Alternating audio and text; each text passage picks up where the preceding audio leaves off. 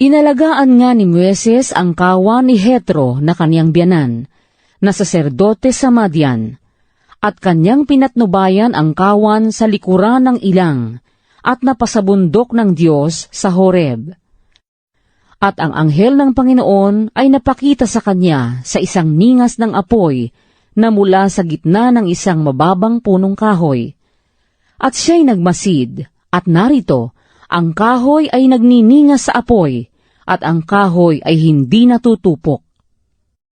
At sinabi ni Moises, ako'y liliko ngayon, at titignan ko itong dakilang panoorin, kung bakit ang kahoy ay hindi natutupok. At nang makita ng Panginoon na panonoorin niya, ay tinawag siya ng Diyos mula sa gitna ng mababang punong kahoy, at sinabi, Moises, Moises! At kanyang sinabi, narito ako. At sinabi, huwag kang lumapit dito. Hubarin mo ang iyong panyapak sa iyong mga paa, sapagkat ang dakong iyong kinatatayuan ay banal na lupa. Bukod dito ay sinabi, ako ang Diyos ng iyong ama, ang Diyos ni Abraham, ang Diyos ni Isaac, at ang Diyos ni Jacob. At si Moises nga ay nagtakip ng kanyang mukha, sapagkat siya'y natakot na tumingin sa Diyos. At sinabi ng Panginoon, akin ngang nakita ang kadalamhatian ng aking bayan na nasa Ehipto, at aking dininig ang kanilang daing dahil sa mga tagapagpaatag sa kanila, sapagkat talastas ko ang kanilang kapanglawan. At ako'y bumaba upang iligtas sila sa kamay ng mga Ehipsyo, at upang sila'y isampa sa isang mabuting lupain at malawak, mula sa lupaing yaon, sa isang lupaing binubukalan ng gatas at pulot, sa dako ng Kananeo, at ng Heteo, at ng Amoreo, at ng Pereseo, at ng Hebeo, at ng Hebuseo. At ngayon, narito, ang daing ng mga anak ni Israel ay umabot sa akin, saka aking nakita ang kapighatian na ipinipighati sa kanila ng mga Ehipsyo. Halika nga ngayon, at ikaw ay aking susuguin kay Faraon, upang iyong ilabas sa Ehipto ang aking bayan na mga anak ni Israel. At sinabi ni Moises sa Diyos, sino ako upang pumaroon kay Faraon, at upang ilabas sa Ehipto ang mga anak ni Israel?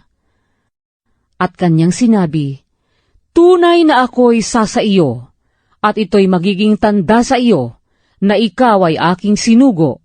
Pagka iyong nailabas na sa Ehipto ang bayan, ay maglilingkod kayo sa Diyos sa bundok na ito.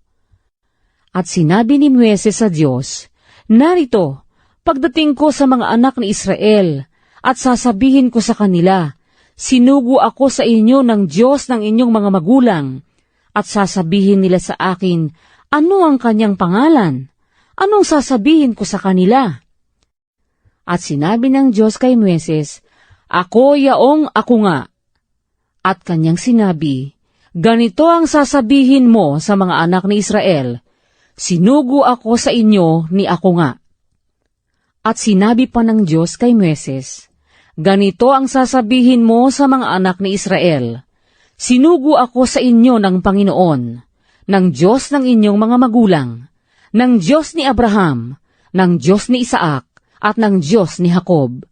Ito ang aking pangalan magpakailanman, at ito ang aking pinakaalaala sa lahat ng mga lahi. Yumaon ka, at tipunin mo ang mga matanda sa Israel, at sabihin mo sa kanila, ang Panginoon, ang Diyos ng inyong mga magulang, ang Diyos ni Abraham, ni Isaac at ni Jacob, ay napakita sa akin na nagsasabi, tunay na kayo'y aking dinalaw, at aking nakita ang ginagawa sa inyo sa Ehipto.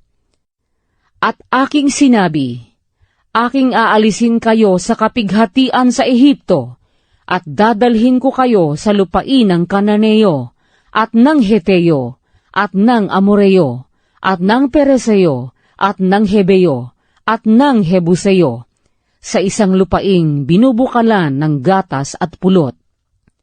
At kanilang didinggin ang iyong tinig, At ikaw ay paroroon, ikaw at ang mga matanda sa Israel sa hari sa Ehipto, at inyong sasabihin sa kanya, ang Panginoon, ang Diyos ng mga Ebreo, ay nakipagtagpo sa amin, at ngayoy pahintulutan mo kami na maglakbay na 3 araw sa ilang, upang kami ay makapaghain sa Panginoon naming Diyos.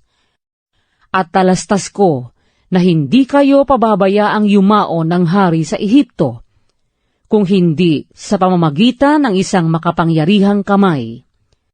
At aking iuunat ang aking kamay, at sasaktan ko ang Ehipto ng aking buong kababalaghan na aking gagawin sa gitna niyaon, at pagkatapos niyaon ay pahihintulutan niya kayong yumaon.